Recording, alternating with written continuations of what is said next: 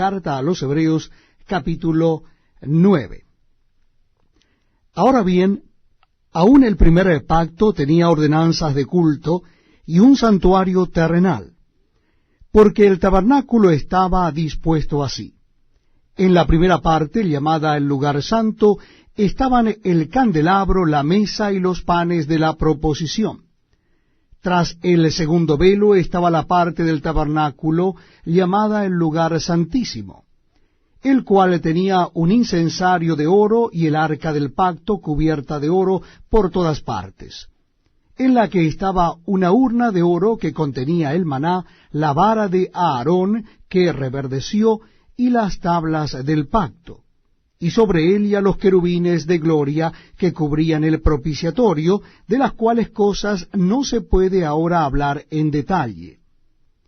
Y así dispuestas estas cosas, en la primera parte del tabernáculo entran los sacerdotes continuamente para cumplir los oficios del culto.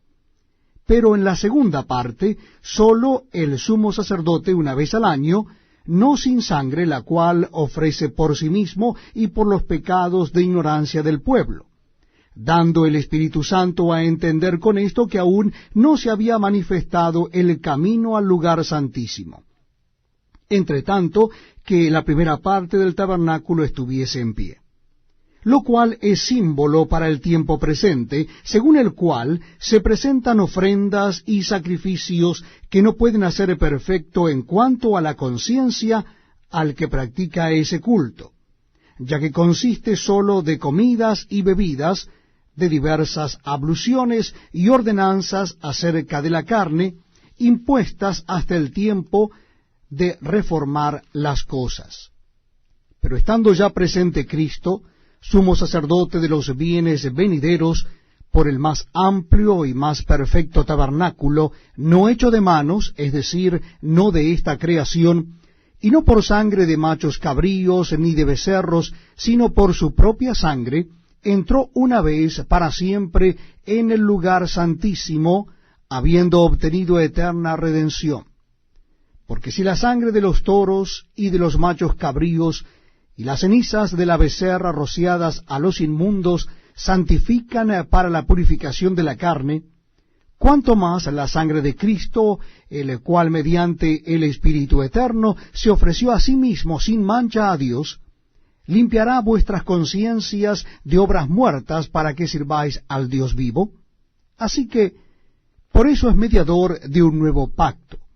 para que interviniendo muerte para la remisión de las transgresiones que había bajo el primer pacto, los llamados reciban la promesa de la herencia eterna. Porque donde hay testamento es necesario que intervenga muerte del testador, porque el testamento con la muerte se confirma, pues no es válido entre tanto que el testador vive, de donde ni aun el primer pacto fue instituido sin sangre. Porque habiendo anunciado Moisés todos los mandamientos de la ley a todo el pueblo, tomó la sangre de los becerros y de los machos cabríos con agua, lana escarlata e hisopo, y roció el mismo libro y también a todo el pueblo, diciendo: Esta es la sangre del pacto que Dios os ha mandado. Y además de esto, roció también con la sangre el tabernáculo y todos los vasos del ministerio. Y casi todo es purificado según la ley con sangre, y sin derramamiento de sangre no se hace remisión. Fue pues necesario que las figuras de las cosas celestiales fuesen purificadas así, pero las cosas celestiales mismas con mejores sacrificios que éstos. Porque no entró Cristo en el santuario hecho de mano, figura del verdadero, sino en el cielo mismo para presentarse ahora por nosotros ante Dios. Y no para ofrecerse muchas veces, como entra el sumo sacerdote en el lugar santísimo cada año con sangre ajena. De otra manera le hubiera sido necesario padecer muchas veces desde el principio del mundo. Pero ahora, en la consumación de los siglos, se presentó una vez para siempre por el sacrificio de sí mismo para quitar de en medio el pecado.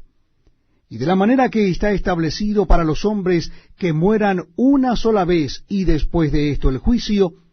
así también Cristo fue ofrecido una sola vez para llevar los pecados de muchos, y aparecerá por segunda vez sin relación con el pecado para salvar a los